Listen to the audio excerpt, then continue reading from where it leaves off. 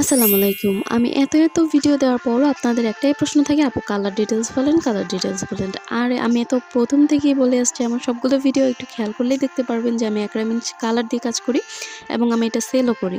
মানে proper video পুরাপুরি না দেখে অনেকে জিজ্ঞেস করেন যে এটা কোথায় পাবো বা হ্যান-ত্যান, কিন্তু ভিডিওগুলো একটু ভালোভাবে খেয়াল করলেই দেখতে পারবেন।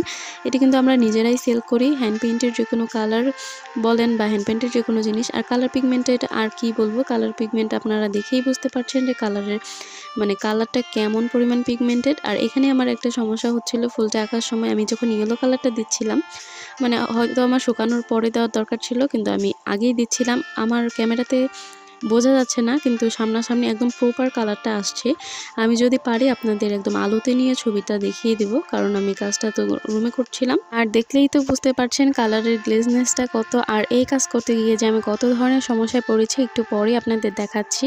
এটা কোনো অর্ডারের কাজ ছিল না, আমি এমনি আর্ট করছিলাম।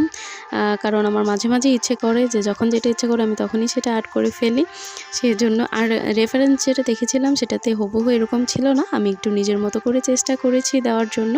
কার কেমন লাগলো জানাবেন। এরপর আমি কি ফুল ট্রাই করব অবশ্যই কিন্তু আপনারা কমেন্ট করে জানাতে পারেন। আপনাদের কমেন্ট অনুযায়ী কিন্তু আমি কালার করব বা ফ্লাওয়ার আর্ট করব। আপনারা চাইলে আমাকে থিম দিয়ে দিতে পারেন যে এই ফুলটা আর্ট করেন, আমি সেইভাবেই আর্ট করব। এই কালার কম্বিনেশনটা কিন্তু আমার কাছে অনেক ভালো লাগে। আর পার্সোনালি এই কালার কম্বিনেশন কিন্তু আমার অনেক পছন্দের। আর সাদাতে যেহেতু কালারটা করেছি সেজন্য মনে হচ্ছিল একদমই ফুটে উঠেছে কালারটা। আর কি সমস্যা হয়েছে আমি একটু পরে আপনাদের বলছি। আর প্রথমেই বলি, আমি নেক্সট ভিডিও দেব আপনাদের জন্য যে কোন কাপড়ে আপনারা হ্যান্ড পেইন্টেড রং, কোন কাপড়ে হ্যান্ড পেইন্ট ইউজ করতে পারবেন বা কোন কাপড়ে পারবেন না, এটা নিয়ে ডিটেলসে আমি একটা ভিডিও দেবো। কারণ অনেকের এটা নিয়ে একটা কোয়ারিজ ছিল। আর এখন এই যে এটা করতে গিয়ে আমার অ্যাক্সিডেন্ট হয়ে যায়, আমি আপনাদের দেখাচ্ছি।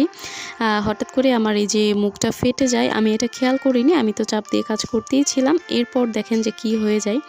এখন এটা যেহেতু নষ্ট হয়েছে, এটা ঠিক তো আমাকেই করতে হবে। আমি কিভাবে ঠিক করেছি আপনারা দেখেন। পরে কালার দেওয়া ছাড়া এটা কোনোভাবেই ঠিক করা যাবে না, যেহেতু আরও আফসান কালার, সেজন্য। আর অন্য কালারও যদি হতো তাও আমি পাতা দিয়ে ঠিক করে নিতাম। এই তো সব সময় আমার সাথেই শুধু এমন হয়। এমন গন্ডগোলগুলো কার কার সাথে হয় অবশ্যই কিন্তু কমেন্ট করে জানাবেন।